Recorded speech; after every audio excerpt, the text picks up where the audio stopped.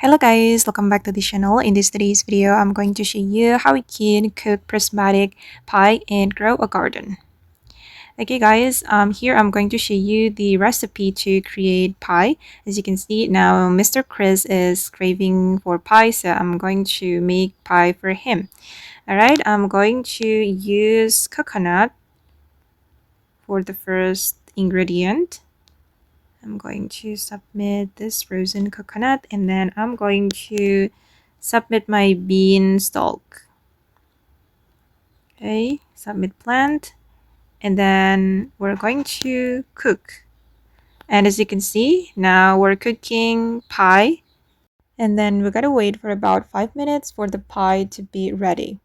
Okay, and then I'm just going to pause my video guys, and I'll be right back if the pie is ready. Okay guys, finally my pie is ready and I'm going to submit my pie to Mr. Chris. And let's see what we will get. Okay, I'm going to click on try this food. And wow, I got mutation spray. Okay guys, and that's all the tutorial for today. I hope this video will be useful for you. Thank you so much for watching and bye.